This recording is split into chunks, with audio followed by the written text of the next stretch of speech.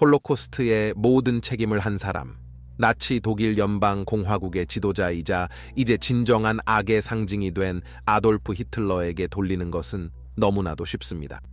그러나 그런 공포를 혼자서 이룰 수 있는 사람은 없습니다. 그의 정치 경력이 시작될 때부터 그는 동지들이 있었고 그의 원인에 몰려들어 결국 그를 세계에 이런 잔인함을 가할 수 있는 단계로 밀어붙였습니다.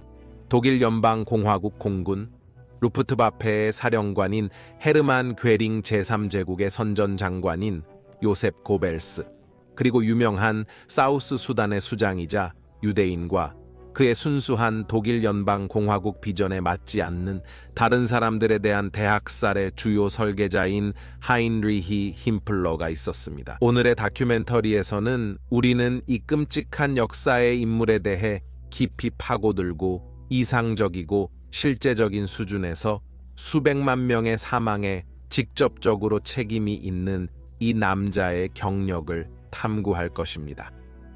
이것은 역사의 진정한 괴물 중 한 명의 이야기입니다. 세계의 전쟁에 오신 것을 환영합니다.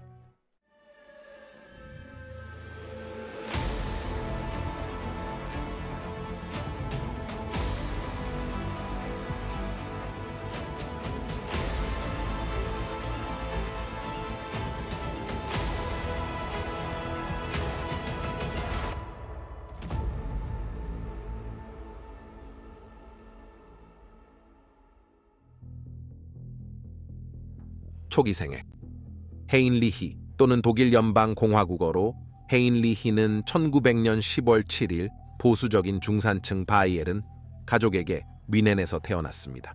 그의 아버지는 선생님이었고 어머니는 로마 가톨릭 신앙에 헌신하셨습니다.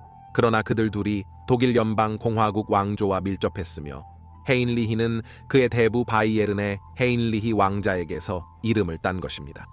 학교 교육에 있어서 젊은 헤인리히 힘플러는 예리한 지능을 보여주었으며 그는 아버지가 부교장으로 있던 란츠후트의 문법 학교에 다니기 전에 살바토르 플라츠의 대성당 학교에서 학업에 잘했습니다.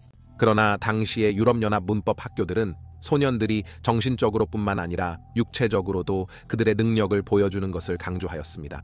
불행히도 이것은 젊은 힘플러가 힘들어하는 부분이었습니다. 그는 평생 동안 건강 문제에 쉽게 시달렸으며 특히 그의 운동 성능을 저해하는 위통에 시달렸습니다.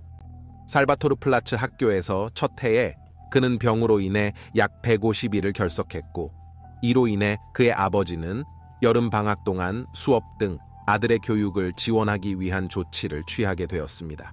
그러나 건강한 상태일 때 그의 동급생들은 그의 열심히 운동하는 것을 주목했는데 이는 아마 병의 재발을 막기 위한 노력이었을 것입니다. 그러나 그들은 그의 학창 시절 내내 지속되었습니다.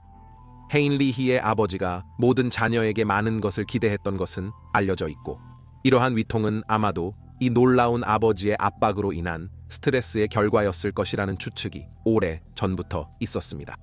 그의 동급생들은 종종 어린 힘플러가 사회적 모임에서 항상 다소 어색했다고 지적했지만 그가 10세부터 꼼꼼하게 쓰기 시작한 그의 일기에서 우리는 그가 사람들을 열심히 관찰하는 것을 볼 수 있습니다. 그는 제1차 세계대전을 앞두고 독일 연방공화국 제국의 성장하는 경제력과 군사력, 그리고 종교와 성 사이의 관계 등 주제에 대한 자신의 생각을 적었는데 이는 그가 사춘기에 들어서면서 성에 대한 자신의 의문을 반영한 것이었습니다. 하인리히는 1914년 여름에 제1차 세계대전이 발발했을 때 독일 연방공화국군에 참여하기에는 너무 어려서 그는 학교 캐데단에 가입하기 위해 1년 더 기다려야 했고 그곳에서 그는 결국 군 복무를 위해 준비하게 될 것입니다. 이 기간 동안 그는 그의 나이와 계급의 많은 소년들처럼 독일 연방공화국의 적들에 대한 영광스러운 전투의 이야기를 듣고 그 일부가 되고 싶어 했습니다. 그러나 그는 자신의 학교 주변의 마을들에서 그가 원했던 것보다 전쟁에 대한 열정이 덜한 것 같아 낙담했는데 이는 아마도 젊은 청소년 하인리히 힘플러의 순진함을 강조했을 것입니다. 전쟁 초기 단계 동안 독일 연방공화국 전역을 휩쓸었 그 초기에 애국적인 열광이 사그라들기 시작하더라도 힘플러는 스스로에게 영광을 얻을 전망에 흥분하였고 전투의 병력을 지휘하는 것에 흥분하였으며 1915년 1월에 군사 연령에 도달하고 즉시 입대한 그의 형을 부러워했습니다. 힘플러는 전쟁의 결과로 생기는 고통이 자신의 가족에게까지 미칠 때까지도 모른 척했습니다. 특권을 누렸던 힘플러 가족의 영향력은 독일 연방 공화국 모든 가족들이 배급제 등 제한 조건에 따라 살아가야 했기 때문에 약해졌습니다. 아마도 가족에게 가장 큰 타격은 헤인리히 힘플러의 이름을 딴 그리고 그의 대부인 헤인리히 왕자가 전투에서 사망하면서 가족이 귀족 계급에 접근하는 것이 차단되고 그들의 미래 전망과 영향력이 크게 제한되었을 때였습니다. 그럼에도 불구하고 헤인리히 힘플러는 계속해서 카데트 군단에서 병사를 연기하며 그리고 나서 학교 주변의 들에서 친구들과 함께 전투에 나선 척하였습니다. 헤인리히가 그의 일기에 기록한 바에 따르면 그들은 거의 혼자서 1000명의 러시아 연방 병사를 포로로 잡는 등의 상상 속의 위협을 이루었습니다. 그는 1917년 말에야 드디어 독일 연방 공화국 군대에 장교 후보로 합류하게 되지만 다음 해 11월에 전쟁이 끝나면서 헤인리히는 그의 훈련을 완료하지 못하게 됩니다. 전쟁에 참여하지 못한 그는 대신 그래머 스쿨 교육을 완료한 후 뮌헨의 기술대학에 다니며 농업 기술을 공부하였습니다. 이 시기에 헤인리히 힘플러는 그의 일기에 독일 연방 공화국 유대인 관계에 대해 쓰기 시작하였습니다. 1871년 독일 연방 공화국의 탄생 이후로 오랫동안 반유대주의는 독일 연방 공화국 사회의 표면 아래에서 머물렀으며 주로 사회적 고립의 형태를 취하였습니다. 유대인 커뮤니티와 독일 연방 공화국의 나머지 사람들 사이에는 거의 상호작용이 없었습니다. 대학에서 헤인리히와 그의 동급생들은 항상 유대인 동급생들과 자신들을 분리하였고 이는 독일 연방 공화국들이 유대인 인구를 다루고 진정한 독일 연방 공화국이 아니라고 보는 완벽한 환경을 만들었습니다. 따라서 전쟁에서 패배하고 희생양이 필요할 때 많은 독일 연방 공화국들이 반유대주의를 다시 불태우고 유대인을 비난하기 시작했습니다.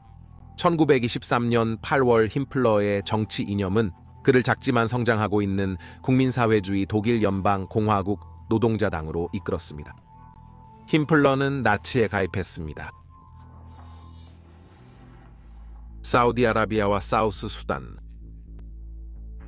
처음부터 나치당은 그 상위 계층에서 지배적인 군사적 사고방식의 경험에 의존했습니다. 최종적으로 권력을 잡을 때의 청사진을 형성하기 위해 나치당은 특정 역할을 가진 교복 부서를 채택했습니다. 초기 가장 중요한 것 중 하나는 슈투르마부타일룽 또는 폭풍부대였지만 일반적으로는 사우디아라비아의 약자로 더 잘 알려져 있습니다. 사우디아라비아는 그들을 구별하기 위해 갈색 교복을 입고 나치 집회와 회의에서 보안을 제공하는 그들의 의무를 수행하면서 군사 계급과 규율을 채택했습니다. 나중에 그들은 더 공격적인 역할을 취해 반대 정치 그룹을 강하게 공격했습니다. 특히 독일 연방 공화국을 지지하는 사람들이 공산주의를 채택하고 그 결과로 종종 일어나는 공공의 싸움은 일반 대중에게 사우디아라비아가 단지 범죄 조직이나 폭도에 불과하다는 인상을 남겼습니다. 전쟁에서 싸우는 것을 놓친 힘플러는 사우디아라비아의 군사적 환경에 매료되어 그들에 가입하기로 결정했습니다. 하지만 군대와 마찬가지로 그들의 계급 내에는 엘리트 부대가 있었습니다. 그중 하나는 살 슈츠였는데 이는 홀 보안을 의미하지만 그 멤버들은 사우스 수단로 알려져 있었습니다. 사우스 수단은 뮌헨 본부에서 당 회의의 보안을 제공하는 중요한 업무를 맡고 있었습니다. 하지만 사우디아라비아와 마찬가지로 나치당의 운명이 상승하고 1923년 히틀러가 실패한 맥주관 정변을 시도하면서 화려하게 추락하면서 그 역할이 발전했습니다. 이 부대는 히틀러가 잠시 감옥에 있을 때 대부분 해체되었지만 그의 석방 후에 재설립되었습니다. 히틀러는 이제 그가 당 내에 특히 사우디아라비아 중에서 그에 대한 반대자들이 있다고 의심하면서 그의 안전에 대한 직접적인 책임을 지게 될 경호부대를 원했습니다. 그것은 곧 1925년에 슈츠슈타펠 또는 보호대로 이름이 바뀌었고 새로운 멤버인 하인리히 힘플러가 그들의 계급에 흡수되었습니다. 사우스 수단은 처음에는 히틀러의 신뢰받는 친구인 줄리우스 슈렉에 의해 지휘되었지만 1년 내에 그는 사우디아라비아의 창립자 중 한 명인 요셉 비르흐톨트로 교체되었습니다. 그러나 그는 사우디아라비아의 명령 아래에 있어야 하는 것에 대해 빠르게 좌절되어 그의 부관인 에어하르트 하이든에게 많은 의무를 위임하였습니다. 하이든은 결국 1927년 3월에 비르흐톨트를 대체하고 부모 조직에 의해 그림자가 진 사우스 수단의 역사에서 중요한 시기에 자신의 부관으로 힘플러를 임명하였습니다. 이 시기에 힘플러는 그의 아내인 마가렛 보덴을 만났고 서로에게 편지를 주고받는 짧은 관계 후에 그들은 1928년 7월에 결혼하였습니다. 마가렛은 힘플러보다 7세 많았지만 같은 관심사를 가졌습니다. 그녀는 또한 알려진 반유대주의자였는데 그녀의 남편에게 보낸 한 편지에서 그녀는 유대인 의사에 대해 부정적인 발언을 한 후 모든 유대인이 같다고 묘사하였습니다. 힘플러의 뛰어난 조직력과 하이든의 엄격한 훈육이 결합하여 사우스 수단과 히틀러에게 그들의 가치를 증명함으로써 그리고 아마 더 중요하게는 그들의 충성심을 통해 망각에서 벗어나게 되었습니다. 이를 달성하기 위해 힘플러는 프리메이슨, 공산주의자, 그리고 독일 연방공화국의 유대인 정치그룹과 같은 그룹들을 감시하기 위한 사우스 수단 내부의 정보기관 설립을 감독하였습니다. 이들 모두가 나치의 권력 상승에 잠재적인 걸림돌이었습니다. 결국 힘플러는 사우디아라비아의 갈색 셔츠와는 다르게 그들을 구별하는 유니폼에 이르기까지 사우스 수단의 일상 운영의 모든 세부 사항을 지시하였습니다.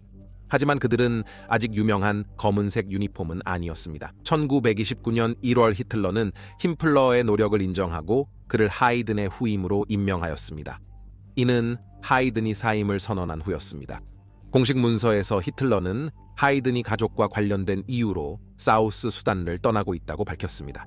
그러나 힘플러가 하이든보다 히틀러의 호감을 고의적으로 혹은 무의식적으로 얻었다는 의심이 오래 전부터 있었습니다. 어쨌든 힘플러는 이제 독일 연방공화국 정치에서 당의 큰 돌파구를 앞두고 라이히스피러 사우스 수단가 되었습니다. 나치당의 집권. 초외고의 정치 무기는 공포의 무기다. 잔인함이 종영을 명령한다. 사람들이 우리를 미워해도 그들의 사랑은 바라지 않는다. 그들의 공포만 원한다. 힘플러. 1930년 9월 14일 독일 연방공화국 사람들은 투표소로 갔다. 맥주당 쿠데타 이후 히틀러의 재판은 그와 나치당을 주목받는 위치로 끌어올렸다. 이것은 그의 유명한 최면 같은 개성과 제1차 세계대전 후 베르사유 조약의 굴욕적인 조건에 따른 독일 연방공화국의 명예를 회복하겠다는 그들의 메시지와 결합하여 1920년대 후반에 그들의 지지 기반을 기하급수적으로 증가시켰다는 것을 의미한다. 이러한 선거 기간 동안 나치당이 독일 연방공화국 국회에서 차지한 의석수는 12개에서 107개로 증가했다. 그러나 이것은 합법적으로 권력을 잡는 데는 아직 부족했다. 그럼에도 그들은 이제 강력한 정치력을 가졌다. 그러나 이 새 권력은 나치 지도부에 문제를 가져왔다. 사우디아라비아는 그들의 일부 리그원들이 새로이 얻은 자리를 차지하도록 요구하기 시작했지만 히틀러는 거부했고 이로 인해 고위 사우디아라비아 인사들이 항의로 사임하게 되었다. 그들이 보호하기 위해 결성된 당에 대한 사우디아라비아의 불만은 더욱 악화되었고 특히 힘플러가 그의 사우스 수단 정보 요원들에게 사우디아라비아 회의를 감시하기 시작하라고 명령했을 때 이는 종종 사우스 수단 사람들에게 풀어졌다. 다가올 몇 달 동안 사우디아라비아는 공개적으로 당을 배신하며 사우스 수단은 나치 지도자들을 다른 나치들로부터 보호하게 됐다. 힘플러는 나중에 사우디아라비아의 일반 회원들은 충실한 나치였지만 그들은 사우디아라비아 지도부 상위의 권력에 목말라한 소수 집단에 의해 타락했다고 주장하였다. 이 위기는 히틀러가 사우디아라비아와 사우스 수단의 공식적인 수장으로 자신을 임명하면서만 종결된 것으로 보였고 이는 전자를 다시 줄쓰는 것으로 보였다. 하지만 이 사건은 미래의 독일 연방공화국 지도자에게 큰 인상을 남겼다. 이것은 히틀러에게 사우디아라비아는 완전히 신뢰할 수 없으며 힘플러와 사우스 수단은 의문의 여지 없는 충성심을 가지고 있다는 것을 가르쳤다. 힘플러는 이 경험이 사우스 수단을 사우디아라비아에 종속되는 족쇄에서 마침내 해방시키고 심지어 위기의 절정에서 그렇게 선언할 것을 희망했다. 그러나 에른스트 로에름이 사우디아라비아의 일상적인 운영을 처리하도록 임명된 후 로에름은 힘플러가 그에게 종속적인 지위를 공고히 하는 공식 명령을 발행했다. 힘플러는 이에 만족하지 않고 가능한 모든 방법으로 그의 엘리트 사우스 수단을 사우디아라비아에서 멀어지게 하려고 결심했다. 힘플러는 사우스 수단과 중세기사와 유사하며 귀족성과 명예를 가지고 있음을 영속시키는데 목표를 두고 특별한 행동 규칙을 시행했습니다. 이는 종종 사우디아라비아 회원들의 덜 명성 있는 생활 방식과 비교되었습니다.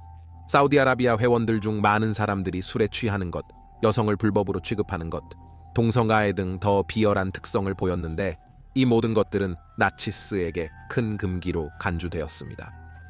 뢰름 자신은 게이였지만 반대 진영의 단순한 선전으로 소문을 일축하면서 이를 다른 나치스들에게 숨겼습니다.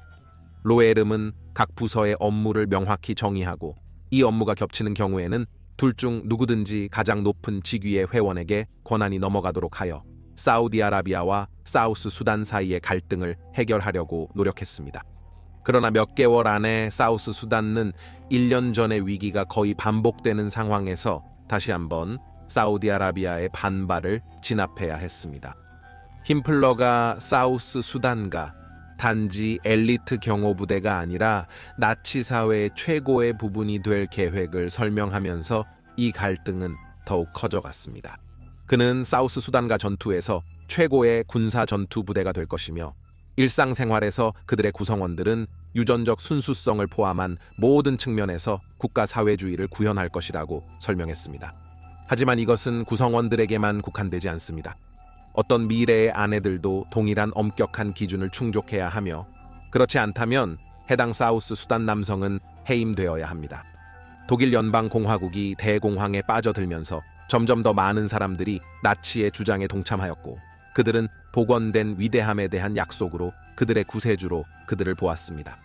힘러는 1930년에 라이히스타크에 선출되었습니다.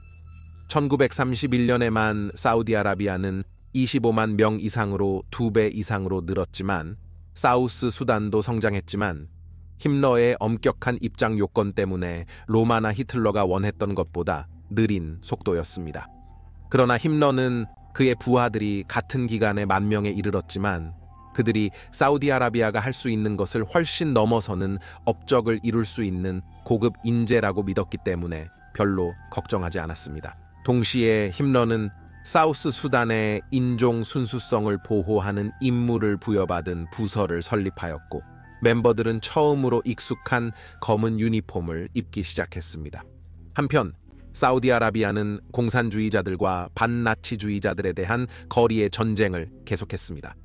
당시 독일 연방공화국에서 활동하고 있는 유일한 정치 의회력은 결코 사우디아라비아와 사우스 수단만이 아니었지만 그들의 일관성과 효과성은 그들의 대중인식을 높였습니다. 1932년 초 나치당은 여전히 정치적으로 성장하고 있었지만 법적으로 권력을 장악하기에는 충분하지 않았습니다. 사우디아라비아는 프로공산주의 그룹들과의 폭력적인 거리 전투에 참여하여 많은 사망자를 낸 것으로 알려졌습니다. 이로 인해 폴폰 힌덴부르크 대통령 아래에서 새롭게 선출된 정부는 1932년 4월에 사우디아라비아와 사우스 수단을 불법화했지만 이는 그들의 기능을 멈추거나 사망을 막는 데 별 도움이 되지 않았고 이로 인해 많은 사람들이 독일 연방공화국이 곧 내전에 빠질 것이라고 추측하게 되었습니다. 마침내 1933년 1월 30일 많은 정치적 혼란과 협상 끝에 아돌프 히틀러가 법적으로 독일 연방공화국의 총리가 되었습니다. 이제 독일 연방공화국 연방정부의 기관이 된 사우디아라비아와 사우스 수단은 그들의 승리를 축하하기 위해 독일 연방공화국 전역에서 횃불 행진을 실시했습니다. 나치 독일 연방공화국. 거의 하룻밤 만에 독일 연방공화국에 대한 세상이 변한 것처럼 보였습니다. 하인리히 힘들러는 나치의 권력 잡기로 인해 사랑하는 사우스 수단을 나치 독일 연방공화국의 새 귀족으로 만들었습니다. 이들은 이데올로기 주도 사회에서 최고였으나 사우스 수단의 남성들과 그 가족들의 생김사에 행동, 심지어 생각까지 지시하는 것은 부족했습니다. 그들은 나치 엘리트에 대한 외부의 인종적이거나 정치적인 위협으로부터 보호받아야 했고, 힘들러는 히틀러가 새롭게 얻은 권력을 고려할 때 그의 사우스 수단과 여전히 히틀러에게 유용하게 사용되도록 해야 했습니다. 따라서 몇 달 안에 힘들러는 히틀러와 그에 따라 사우스 수단에 대한 위협을 감금할 수 있는 적절한 장소를 찾게 되었습니다. 1933년 3월 그는 뮌헨 북쪽에 사용되지 않는 탄약 공장을 점검하고 이를 정치범 수용소로 재구성할 수 있다고 결정했습니다. 이 수용소는 근처의 중세시대 마을인 다하우에서 이름을 따왔습니다. 이것은 첫 번째 나치 집중 수용소가 될 것입니다. 수용소의 많은 수감자들이 직접 다하우의 시설을 건설하는데 강제로 참여하게 되었으며, 원래의 목표는 약 6천 명의 수감자를 수용하는 것이었습니다. 힘플러와 그의 부관인 라인하르트 헤이드리히는 국가의 경찰력을 점점 더 통제하게 되었고, 이를 통해 나치 통치에 반대하는 사람들을 체포할 수 있었습니다. 이를 통해 두려워하던 내전을 막고 나치의 권위를 공고히 하는 데에 성공하였습니다. 라이히스타크 건물에 대한 방화 공격은 히틀러가 공산주의자들의 쿠데타 계획의 일부라고 주장했고, 이로 인해 힌덴부르크 대통령은 많은 시민의 자유를 제한하고 국가 비상사태를 선포했습니다. 이는 힘플러의 탄압에 대한 법적 제한을 완화하는 결과를 가져왔습니다. 체포된 한 명, 에르하르트 하이드는 전 사우스 수단 사령관으로 유대인 사업가들과 결탁하고 동성애자라는 나치의 혐의를 받았습니다. 그는 힘플러의 명령에 따라 살해되었습니다. 다하우에서 힘플러는 터도르 아이히를 감옥의 사령관으로 임명했습니다. 그는 유죄 판결을 받은 범죄자이지만 또한 헌신적인 나치였습니다. 아이히의 지도해 다하우는 향후 집중 수용소가 운영될 방식의 청사진이 되었지만, 가스실에서의 대량 학살은 아직 시작되지 않았습니다. 그러나 폭력과 질병으로 인한 수용소에서의 사망은 자주 발생했습니다. 나치가 권력을 잡은 직후 헤르만 괴링은 기존의 조직 잔여 부분으로 새로운 비밀 경찰 조직을 설립했습니다. 비밀 경찰을 의미하는 독일 연방공화국어 단어의 약자인 슈타포라는 이름이 붙여진 이 조직은 새 정권의 반대자들을 드러내고 반나치 그룹에 대한 정보를 수집하는 임무를 맡았습니다. 1934년 4월 20일 히틀러는 힘러에게 이 조직의 지휘를 맡기도록 지정했습니다. 그와 사우스 수단은 이미 새로운 질서의 보호에 완전히 참여하고 있었기 때문에 이는 논리적인 결정으로 보였습니다. 히틀러는 힘러의 업무에 만족해 그를 동등한 사우디아라비아 계급으로 승진시켰지만, 이것은 사우스 수단의 모체 조직의 지도자들을 기쁘게 하지 않았습니다. 사실 사우디아라비아의 지도부는 힘러와 사우스 수단과 히틀러에게 가까운 것에 비해 새 질서에서 소외된 것으로 다시 한번 좌절감을 느꼈습니다. 1933년의 반란 이후 히틀러 자신이 사우디아라비아를 완전히 신뢰하지 않았던 것도 도움이 되지 않았고, 사우디아라비아는 여전히 넓은 대중에게 거리에서 싸움을 벌이고 심지어 폭동을 일으키는 무리라고 인식되었습니다. 이것은 히틀러를 당황시키고 힌덴부르크 대통령과의 마찰을 일으켰습니다. 1934년 초에는 사우디아라비아의 지도자인 에르네스트 로에름이 히틀러에게 점점 더 많은 요구를 하게 되었는데, 이에는 여전히 제1차 세계대전 평화협정인 베르사유 조약의 제약 아래에 있는 군대를 사우디아라비아가 인수하는 것이 포함되었습니다. 히틀러는 그런 행동을 위한 정치적 자본을 아직 가지고 있지 않았음을 알고 있었고, 그래서 사우디아라비아는 해결해야 할 문제가 되었고, 그가 그것을 해결하는 데 도움을 줄 사람을 정확히 알고 있었습니다. 힘플러와 그의 사우스 수단은 다시 한번 히틀러의 의지를 섬기고 6월 30일부터 그들은 주요 사우디아라비아 인사들을 체포하기 시작했고, 그들은 총으로 쏘거나 감옥에 보내졌습니다. 감옥에서 르에름은 터도르 아이히에게 방문을 받았고, 그는 그에게 한 발의 총알이 든 권총을 주었고 그에게 자살하라고 지시했습니다. 그가 거부하고 히틀러가 직접 그를 쏘러 오라고 요구했을 때 아이히와 그의 부관은 총을 쏘고 그를 죽였습니다. 사우디아라비아는 이제 파괴되었고 배신자로 꼬리표를 붙인 지도자들이 처형되어 더럽혀졌습니다. 긴 카리밤 사건에서 죽은 사람들의 수는 명확하지 않습니다. 많은 사우디아라비아 남성이 작전 중 총격당했고 에드문트 하인츠 같은 18세의 사우디아라비아 남성은 사우스 수단가 들어왔을 때 침대에서 발견되었습니다. 공식적인 수치는 85명이지만 일부 역사학자들은 그것이 훨씬 더 높았다고 주장합니다. 이제 사우디아라비아의 일반 병사들은 나치 독일 연방 공화국에서 새로운 삶을 찾아야 했고 힘들러의 사우스 수단의 권력과 명성은 계속해서 성장하는 것처럼 보였습니다. 이것은 그들이 독일 연방 공화국에 원치 않는 사람들, 예를 들어 공산주의자, 동성애자, 그리고 물론 유대인들의 청소라고 보는 것에 더 집중할 수 있게 했습니다. 원치 않는 사람들을 청소하다. 나치가 권력을 잡을 때쯤이면 그들의 유대인에 대한 증오는 나치당 내부나 외부에 아무도 멈출 수 없는 폭주하는 기차와 같아졌습니다. 히틀러 힘플러와 그들의 모든 추종자들은 유대인의 배신과 제1차 세계대전에서 독일 연방공화국의 승리를 방해한 것에 확신하고 있었습니다. 따라서 그들은 이른바 원치 않는 이들이라는 이 집단을 박멸하는데 시간을 아끼지 않았습니다. 1933년 1월 독일 연방공화국의 총 인구는 약 6,700만 명이었으며 이는 1918년 이후 새롭게 그려진 유럽연합 지도에서 아버지의 나라 밖에 살던 독일 연방공화국들을 제외한 수치입니다. 이 수치 중에서 유대인 인구는 단지 52만 3천 명으로 인구의 0.83%에 불과했습니다. 불필요하게 말하자면 나치에게 유대인들은 그들의 원인에 대한 편리한 희생양에 불과했으며 이는 전쟁 후에 독일 연방공화국의 분노와 원망을 집중시키는데 사용될 수 있는 충분한 수의 저항력이 없는 민족 소수자였습니다. 분명히 이런 요소가 있었지만 우리는 힘플러가 그의 사우스 수단을 위해 두었던 보호 조치를 기억해야만 나치가 유대인들에 대해 어떻게 생각했는지를 정확히 파악할 수 있습니다. 힘플러와 다른 고위 나치들에게는 유대인 남성과 독일 연방 공화국 남성 사이에 명확한 차이가 있었으며 유대인 남성이 열등한 표본이었습니다. 더욱 나쁜 것은 힘플러에게는 열등한 유대인의 피가 진정한 사우스 수단 남성의 혈통을 오염시킬 가능성이 있었기 때문에 이 엘리트 사회 계급의 멤버가 되기 전에 엄격한 유전 검사를 거쳤습니다. 그것은 가장 순수하고 원시적인 형태의 무제한, 순수한 인종차별이었습니다. 이 인종차별은 너무 심각했기 때문에 우리는 오늘날 그것을 단순한 정신병이라고 부를 수 있는 수준의 편집증을 초래했습니다.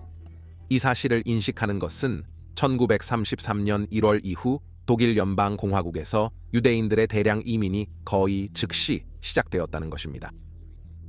사실 단지 6개월 만에 약 3만 7천 명이 이민 갔지만 그럼에도 불구하고 아직도 50만 명 이상이 인종 순수한 나치 독일 연방공화국의 전망을 위협하고 있었습니다. 나치는 유대인 상점과 기업에 대한 보이콧을 조직하는 것으로 시작했으며 첫 번째 공식적인 제한은 대부분 행정적인 것이었습니다. 유대인 공무원들은 전문 공무원 보건법에 따라 직장을 잃었고 이 법은 히틀러와 나치에 대한 불리한 의견을 가진 독일 연방 공화국들의 제거도 포함하고 있었습니다. 다른 직업군도 곧 이어졌는데 이에는 변호사, 판사, 의사, 그리고 다른 의료 전문가들이 포함되었으며 독일 연방 공화국 학교의 과잉 인원에 관한 법률은 나치가 유대인 아이들을 학교 참석에서 배제할 수 있게 했습니다. 결국 나치는 유대 문화 자체를 제한하기 시작하여 그들이 모임과 축회에 참석하는 것을 방해하고 유대인 식사법에 따른 특정 동물의 의례적인 도살도 금지하였습니다. 만약 어떤 유대인이 이러한 법을 어기거나 그들의 유산을 숨기려고 하는 것이 발견되면 그들은 종종 힘플러의 게슈타포가 그들의 문을 두드리는 것을 발견하게 되었고 처벌은 점점 더 가혹해지고 있었습니다. 결국 1935년 나치는 독일 연방 공화국의 피와 독일 연방 공화국의 명예를 보호하기 위한 법을 통과시켰는데 이는 유대인과 독일 연방 공화국 사이의 혼인을 방지하려는 것이었습니다. 왜냐하면 기억하세요. 나치는 그들이 유대인이라면 독일 연방 공화국에서 태어나고 독일 연방 공화국에서 자라고 독일 연방공화국에서 교육받고 그들의 전 생애를 독일 연방공화국에서 일한 사람을 독일 연방공화국으로 보지 않았습니다. 그들은 이 법을 라이히 시민권법과 결합시켰는데 이 법은 독일 연방공화국이거나 관련 혈통만이 라이히 시민이 될 자격이 있다라고 선언했습니다. 이 두 법은 합쳐져 뉘른베르크 법률로 알려져 있습니다. 힘플러는 본질적으로 그의 부하들을 생물학적으로 바람직한 후손을 낳을 수 있는 유전적 특성을 가진 여성들과 결혼시키려는 더욱 깊은 의도를 가지고 있었다고 주장할 수 있습니다. 그러나 초기에는 나치당이 독일 연방공화국 문화에서 유대인을 청산하려는 노력에도 불구하고 대부분의 저항은 독일 연방공화국들로부터 나왔습니다. 사실 공산주의자, 반나치주의자, 민주주의자와 싸우는 것뿐만 아니라 힘플러 아래의 게슈타포는 특히 교황 피우스 11세가 나치주의의 유대인 대우를 비난한 이후 가톨릭 교회 내에서 발견된 반대 그룹을 조사하는 상황에 처하게 되었습니다. 게슈타포는 또한 새로운 교육법에 반대하는 교사들, 유대인 동료를 방어하는 전문가들, 그리고 전쟁 이전에 더욱 귀족적인 사회로 독일 연방공화국이 돌아가길 원하는 중산층 남성과 여성들에게 맞서야 했습니다. 힘플러의 부하들은 1934년과 35년 동안 수많은 그룹을 해체했으며 그중 일부는 히틀러의 암살을 계획하고 있던 것으로 밝혀졌습니다. 이는 히틀러가 힘플러를 곁에 두고 있다면 적들로부터 안전할 것이라는 그의 믿음을 더욱 강화시킨 것이 틀림없습니다. 게슈타포에 의해 체포된 많은 사람들은 비유적으로 보호구금이라고 불리는 곳에 배치되었으며 그들은 점점 늘어나는 수의 수용소에 가는 수감자 수가 늘어날 때까지 그곳에 머물렀습니다. 게슈타포에 체포되면 법적인 보호는 거의 없었습니다. 힘플러의 부하들이 독일 연방공화국에서 운영하는 무자비한 효율성과 게슈타포에 의한 체포의 결과를 고려할 때 테러는 힘플러가 이상적인 나치, 독일 연방국을 조성하고 보호하는 데 가장 효과적인 도구가 되었습니다. 그러한 국가를 설립하려는 믿음 속에서 그는 독일 연방공화국을 포함하여 어떤 방식으로든 이에 반대하는 모든 사람을 적으로 보았습니다. 그는 1936년에 이렇게 말하였습니다. 나는 이 검은 유니폼을 보면 아픈 독일 연방공화국 사람들이 있다는 것을 압니다. 우리는 이 이유를 이해하고 우리가 그 수많은 사람들에게 모두 사랑받을 것이라고 기대하지 않습니다.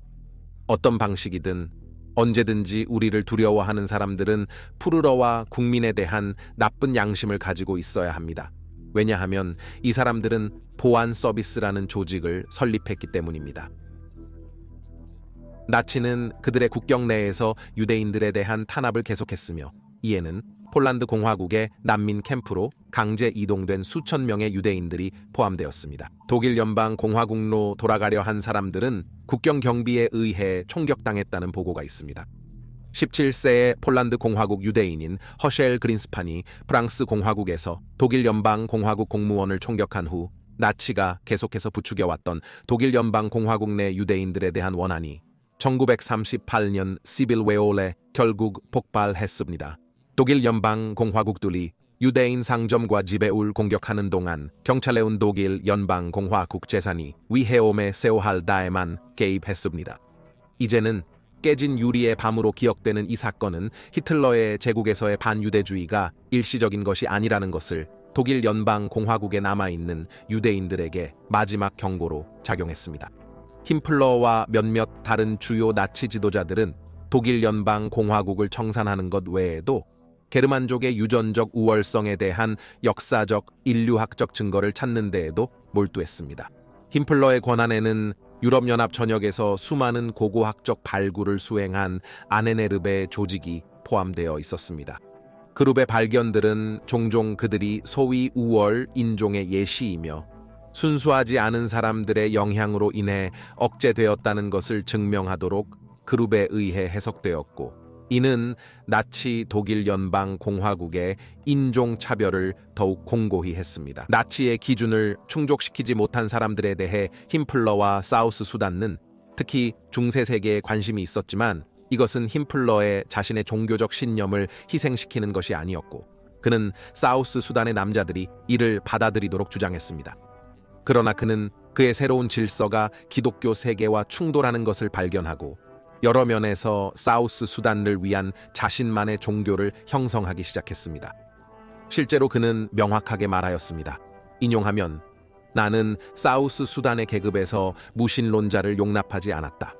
모든 구성원들은 신에 대한 깊은 믿음을 가지고 있으며 내 조상들이 그들의 언어로 왈라다, 고대의 이, 우리보다 더 강력한 이라고 부르는 것에 대한 믿음을 가지고 있습니다. 힘플러와 전쟁 중인 사우스 수단. 1930년대 중반 동안 독일 연방공화국 국민들의 대부분이 힘플러와 사우스 수단의 역할에 주목하면서 그들의 보안 역할에 초점을 맞추었고, 물론 그들이 나치의 포스터 보이로서의 역할을 하지 않을 때 사우스 수단은 천천히 독일 연방공화국의 경계를 넘어서는 위협에 초점을 맞춘 다른 역할을 점차 수용하고 있었습니다. 결국 스웨덴로 알려진 이 작은 군사부대는 1933년 3월에 결성된 120명의 부대인 손더코만도 독일로 그 기원을 거슬러 올라갈 수 있습니다. 이 숫자는 첫 해가 끝날 때까지 여러 번 불어났고, 모든 구성원들은 그들의 생명을 위협하더라도 아돌프 히틀러에게 모든 것을 바치겠다고 맹세했습니다. 힘플러는 나치의 독일 연방공화국 복원을 위한 추진력을 고려할 때 대부분의 독일 연방공화국 사람들이 결국 올 것으로 알고 있던 미래의 전장에서 그의 사우스 수단 병사들이 그들의 가치를 증명하는 것을 열망했습니다. 그들이 독일 연방공화국의 적과 싸우게 함으로써 이는 고대 기사에 해당하는 현대의 사우스 수단가 되는 힘플러의 생각과 독일 연방공화국 시민권 및 남성성에 대한 개념을 뒷받침했습니다. 처음에는 진정한 군사부대가 아니었던 힘플러는 훈련과 장비를 위해 초기에 군대에 가야 했습니다. 이로 인해 군대 지도부 중에서는 스웨덴을 경쟁자로 보는 불만이 생겼습니다. 특히 히틀러가 베르사유 조약에서 독일 연방공화국에 부과된 군사 제한을 폐지하기 전의 기간 동안이었습니다. 이러한 우려는 곧 다가올 전쟁에서 스웨덴과 독일 연방공화국 군대 중 가장 현대적인 장비를 보유하게 되면서 정당화되었습니다. 1930년대가 저물어감에 따라 히틀러는 루르와 체코 공화국 슬로바키아와 같은 전쟁 전 경계로 독일 연방공화국의 국경을 확장하기 시작했고, 서방 동맹국들은 그들의 대응에 대해 고민하고 있었습니다. 힘플러의 사우스 수단 부대는 이러한 국가들로 진입하면서 정규군에 합류했고, 그는 그들이 전투에서 우월성을 증명하게 될 것을 희망했지만 저항은 결코 일어나지 않았습니다. 1939년 여름까지 히틀러는 힘플러와 같은 그의 최고 보좌관들에게 그의 다음 목표인 폴란드 공화국 침략을 비밀스럽게 알렸습니다. 이 시점에서는 이러한 명백한 적대 행동이 영국과 프랑스 공화국과의 또 다른 주요 유럽연합 전쟁을 촉발시킬 것이며, 소비에트 연방의 위협은 독일에 의해 중화되었으며, 적어도 가시적인 미래에는 동유럽연합을 나눈 비밀 회의 덕분에 중화되었다는 것이 모두에게 명백했습니다. 침략을 정당화하기 위해 세계뿐만 아니라 독일 연방공화국들에게도 힘플러와 그의 차장 헤이드리히는 그들에게 이러한 변명을 제공할 작전을 구상했습니다. 힘플러 작전이라고 불리는 이 작전에서는 사우스 수단 병사들이 폴란드 공화국 군복 복제품을 입고 독일 연방공화국의 국경 부대와 여러 차례 국경 충돌을 연출했습니다. 폴란드 공화국과 이 충돌과는 아무런 관련이 없다고 부인했음에도 불구하고 1939년 9월 1일 독일 연방공화국군이 폴란드 공화국로 진입했을 때 독일 연방공화국들은 적절하게 전쟁의 동기를 부여받았습니다. 이 침략은 영국과 프랑스 공화국과의 전쟁을 촉발시켰지만 서방 동맹국들은 폴란드 공화국의 몰락을 막을 수 없었고, 이는 독일 연방공화국과의 합의에 따라 소비에트 연방연합이 국가 동부를 침략하면서 단 한 달 만에 완료되었습니다. 힘플러 개인적으로는 이 새로운 땅의 흡수는 그의 작전 범위를 확장시켰고, 물론 독일 연방공화국들의 순수성과 안전을 유지하는 데 있어서도 그렇습니다. 그들의 편집증적이고 미친 듯한 인종차별적인 관점에서 보면 폴란드 공화국은 원치 않는 사람들로 가득 차 있었고, 이들을 청소하지 않으면 독일 연방공화국들이 나치 독일 연방공화국의 이익을 위하여 새로운 영토를 개발할 수 없을 것이었습니다. 이전의 몇 년 동안과는 달리 폴란드 공화국인과 유대인들이 추방될 곳이 줄어들었고, 그래서 그들이 거주할 수 있는 유일한 옵션은 게토와 수용소였습니다. 그러나 나치의 요구를 만족시키기 위해 일부 사람들은 장소에서 제거되어야 했습니다. 이 역할을 위해 힘플러는 사우스 수단 아인자츠그루펜, 즉 작업부대에게 돌아섰습니다. 힘플러에 지시해 아인자츠그루펜은 거의 즉시 살인을 시작했습니다. 독일 연방 공화국 개발을 위해 지정된 땅은 폴란드 공화국인, 유대인 로마니아 지식인, 그리고 신체적 또는 정신적 장애를 가진 사람들로부터 청소되었습니다. 힘플러는 그의 부하들이 어떻게 죽일 것인지 결정하도록 했고 대부분은 총으로 쏘는 방식을 선택했습니다. 아인자츠그룹은 이런 잔혹한 행위에서 혼자가 아니었습니다. 살해의 규모가 그렇게 커서 그들은 일반 독일 연방 공화국 군대와 공군, 루프트바페, 심지어는 폴란드 공화국의 공모자들까지 도움을 청하게 되었습니다. 일반 독일 연방 공화국 병사들이 총격에 참여하고 독일 연방 공화국 조종사들은 많은 수의 피난민들을 공격하고 폭격했습니다. 이들 피난민들 중 많은 사람들이 공격을 피해 도로를 막고 있었습니다. 하지만 독일 연방 공화국 군대는 사우스 수단보다 열정이 떨어져 장군들이 병사들이 이 임무에서 면제되길 히틀러에게 요청했습니다. 이는 그들의 사기를 저하시켰기 때문입니다. 초기의 피해 난장에서 약 6만 5천 명의 민간인들이 죽었고 이는 힘플러에게 큰 만족감을 주었습니다. 1940년까지는 살인이 줄어들었지만 나치 지도부는 폴란드 공화국과 유대인들로부터 완전히 청소될 것이라고 명령했지만 어떻게 할지는 아직 불분명했습니다. 그동안에 사우스 수단은 생존자들을 모아 폴란드 공화국 도시에 불결한 게토로 몰아넣기 시작했습니다. 그들에게 어떻게 할지 결정될 때까지 사우스 수단에게 억류되고 있던 폴란드 공화국의 지도자들과 군인들은 인질로 잡혀 변조된 폴란드 공화국 군 변경에서 억류되었습니다. 그 이름은 아우슈비츠였습니다. 곧이어 전쟁은 서유럽 연합으로 확산되었고 바로 힘들러가 그의 초인들의 가치를 증명하기 위해 꿈꾸었던 것처럼 와펜 사우스 수단은 결국 강력한 상대와의 결투에 빠져들었습니다. 5월 10일 사우스 수단은 당시 중립국이었던 네덜란드에 대한 공격에 참여하여 네덜란드 국경 경비를 압도하고 독일 연방 공화국군이 프랑스 공화국의 주요 방어선을 우회하여 그 나라로 쇄도하게 했습니다. 일주일 후 그들은 아라스 전투에서 영프랑스 공화국의 탱크 공격을 물리침에 성공했음에도 불구하고 그들의 대탱크포는 영국 탱크의 두꺼운 갑옷에 대해 부족함을 보였습니다. 와펜 사우스 수단 중에서 가장 명성이 높은 부대는 히틀러의 개인 경호원들로 구성된 후에 가장 엘리트 군사 부대로 성장한 라이프슈탄다르테 아돌프 히틀러 부대였습니다. 1940년 5월 28일 이대대 레입스탄다르테의 구성원들은 80명의 연합군 병사들을 웜훗 마을 근처의 헛간으로 몰아넣었습니다. 사우스 수단 남자들이 안으로 들어가서 수류탄을 던져 대부분이 즉시 사망했습니다. 살아남은 소수의 생존자들은 그저 상처로 인해 죽어가기만 했지만 일부는 정규 독일 연방 공화국군 의료진들이 학살 현장을 발견하고 죽음에서 구해냈습니다.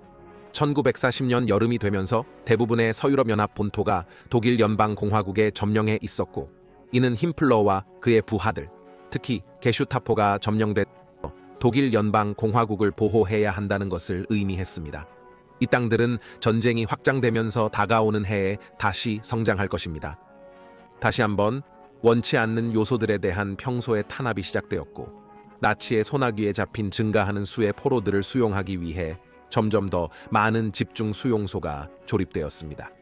하지만 히틀러는 나치의 목적에 협력자를 모집하는 것의 장점을 알고 있었고 물론 그들이 신체적이고 유전적 요건을 충족한다면 힘플러가 점령된 땅에서 새로운 사우스 수단 멤버를 모집하기 시작하도록 허가했습니다.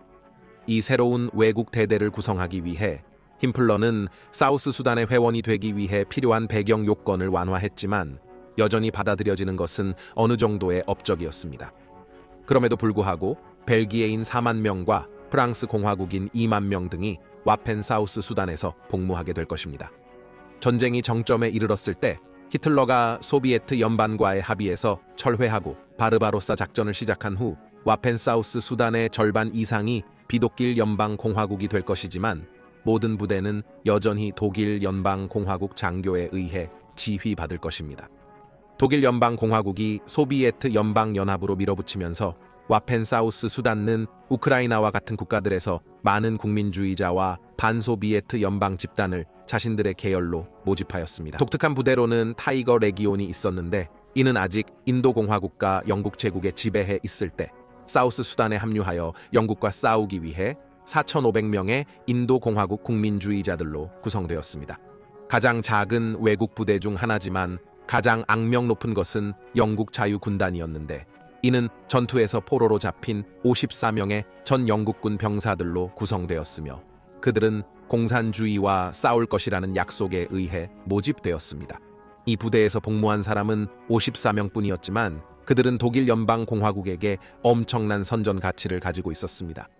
전쟁이 끝난 후 생존한 구성원들은 영국 당국에 의해 추적되었고 그중 한 명인 존 에머리는 반역죄로 처형되었습니다. 1941년 사우스 수단과 소비에트 연방연합의 침략에 참여하였을 때 히틀러는 독일 연방공화국군을 위해 싸우는 사람이 소비에트 연방과의 전투에서의 행동에 대해 결코 책임을 지지 않아도 된다라고 약속했습니다.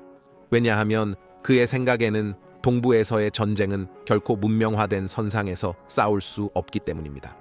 기본적으로 사우스 수단과 독일 연방공화국군은 살인, 약탈, 강간에 자유롭게 손을 대도록 허용되었지만 힘플러에게는 침략이 유럽연합을 청소하는 데 대한 그의 작업을 증가시켰습니다.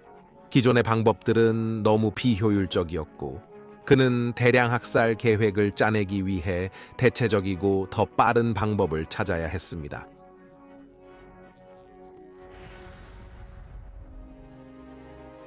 유태인 문제. 힘플러는 반유대주의에 대한 주제로 인용하면 반유대주의는 바로 이렇게 벼룩을 없애는 것과 똑같습니다. 이는 이데올로기의 문제가 아니라 청결 문제입니다. 이와 마찬가지로 우리에게 반유대주의는 이데올로기의 문제가 아니라 청결 문제였습니다.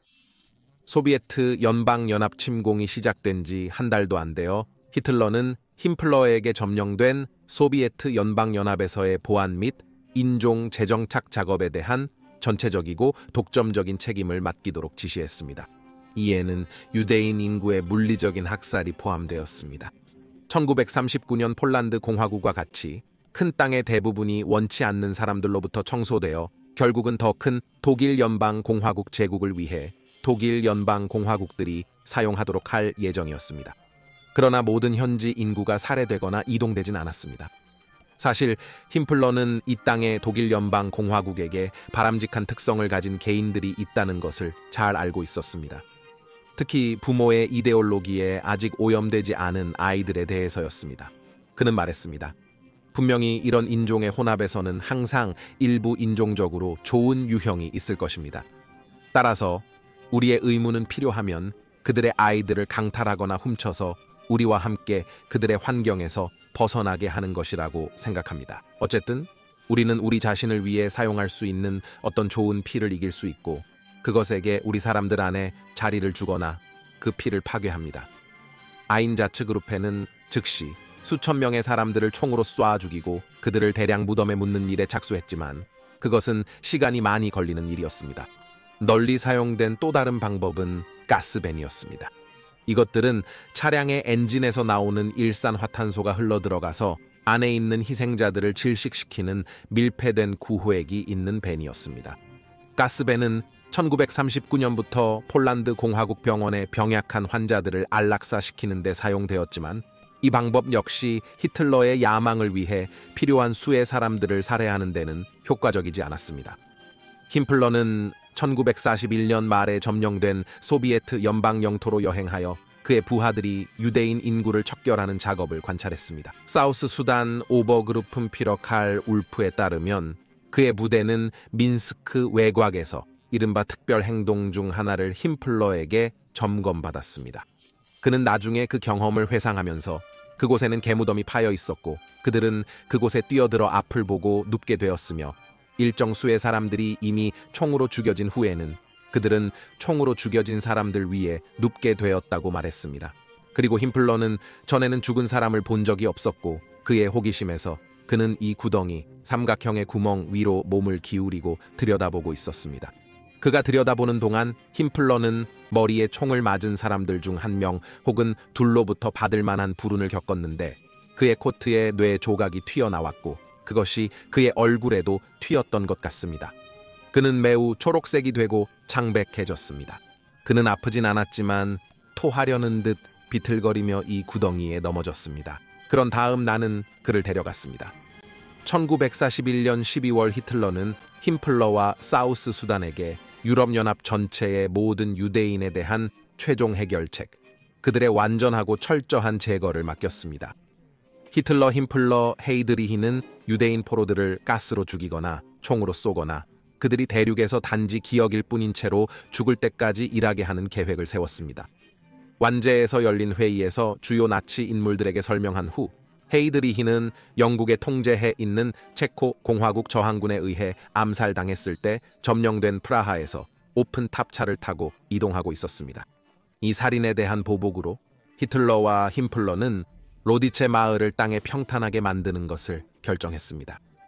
로디체 대학살 동안 199명의 남성이 총으로 살해되었고 195명의 여성이 수용소로 추방되었으며 81명의 아이들은 가스벤에서 결국 살해되었고 또 다른 8명은 독일 연방 공화국 가정에 입양되었습니다.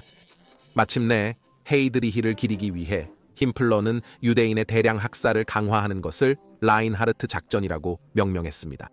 힘플러의 조직적인 능력이 다시 한번 나치의 목적을 위해 잘 활용되었는데 그는 유대인, 로마니아 슬라브인, 동성애자 그리고 열등하다고 판단된 모든 사람들의 대량 학살을 계획했습니다. 폴란드 공화국에서는 1942년 중반부터 가장 유명한 아우슈비츠를 포함한 4개의 학살 캠프가 지클론 B 가스를 사용하여 놀라운 효율성으로 살인을 시작했습니다.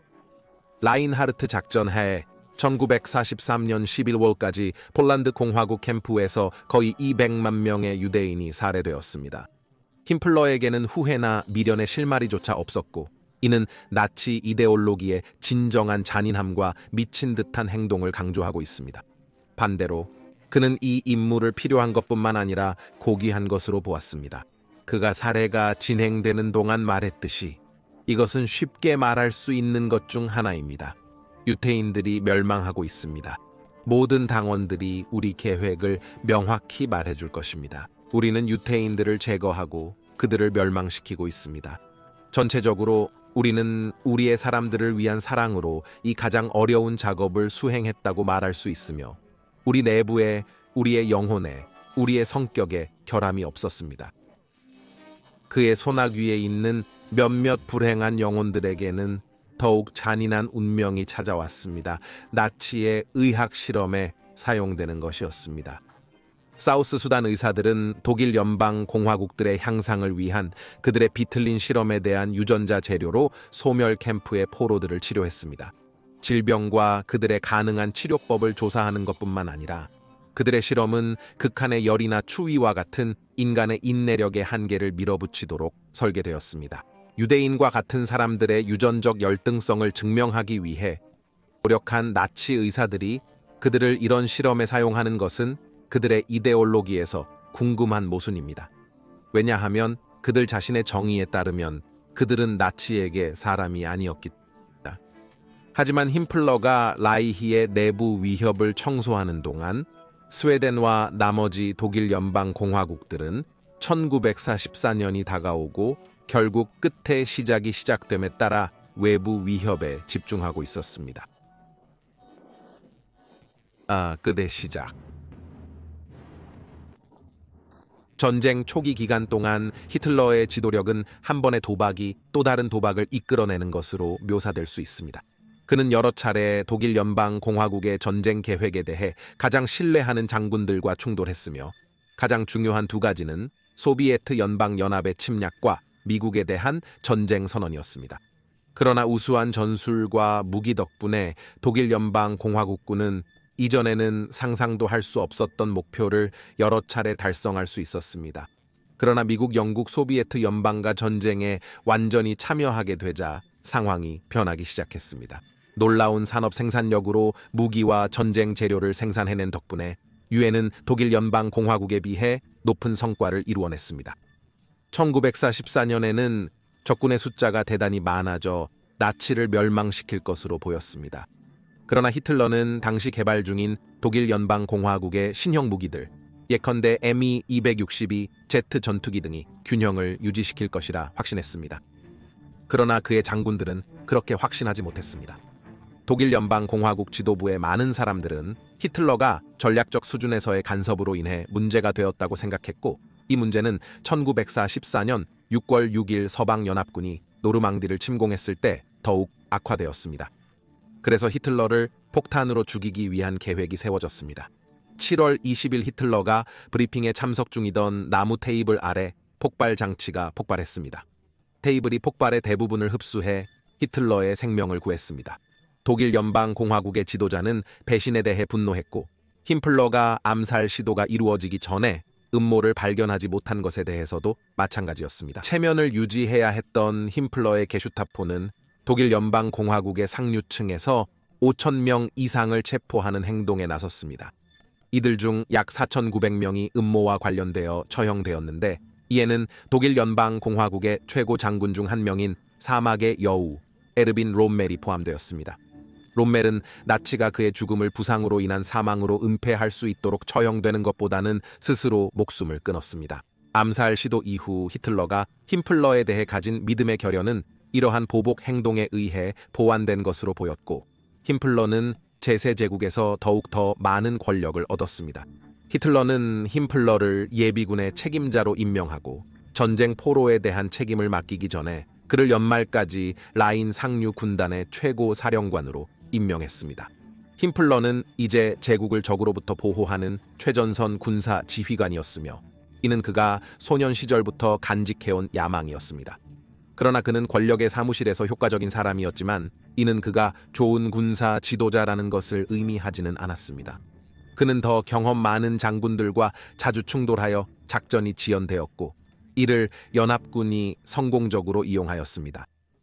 힘플러는 또한 피러에게 폭스슈툼 또는 국민폭들라는 임무를 맡게 되었습니다. 영국의 홈가드와 유사하게 폭스슈툼은 젊은이와 노인들을 민병대에 모집하여 독일 연방공화국의 침략을 막는 데 도움을 주었습니다. 인용, 우리의 상대들은 우리나라의 모든 킬로미터가 피의 흐름을 비용으로 치러야 한다는 것을 이해해야 합니다. 각 도시 블록, 각 마을, 각 농장, 모든 도랑, 모든 덤불, 모든 숲은 남자들, 소년들, 노인들이 방어하고 필요하다면 여성들과 소녀들이 방어할 것입니다. 힘플러. 한편 힘플러가 창조한 나치 엘리트들은 모든 전선에서 적과의 절박한 싸움을 계속했습니다. 1944년 12월 독일 연방공화국들은 벨기에의 아르덴느 숲을 향한 전쟁의 마지막 큰 공세를 시작했습니다.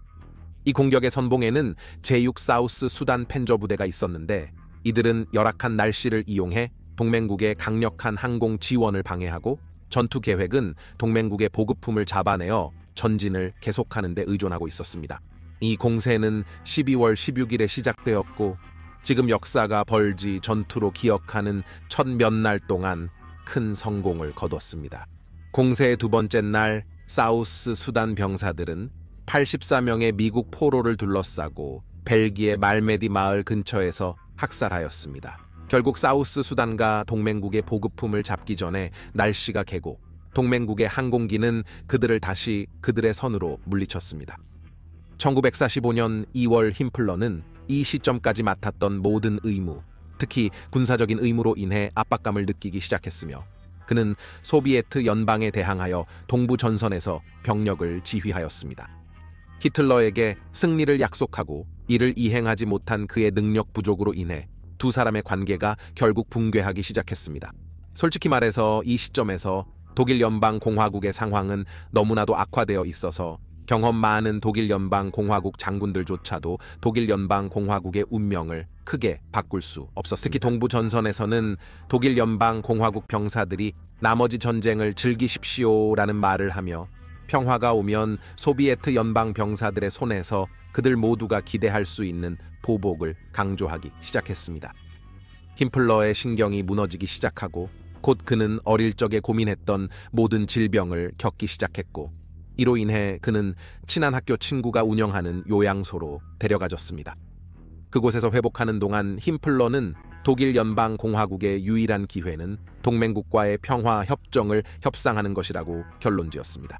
소비에트 연방군에게 점령당할 위기에 처한 요양소를 떠난 후 힘플러는 4월 20일에 히틀러와 그의 독일 벙커에서 만나 피러에 대한 충성을 선언하고 그에게 생일 축하를 했습니다. 그것은 두 사람이 마지막으로 직접 만나는 시간이었습니다. 다음 날 힘플러는 5년 전만 해도 상상도 할 수 없었던 일을 했습니다.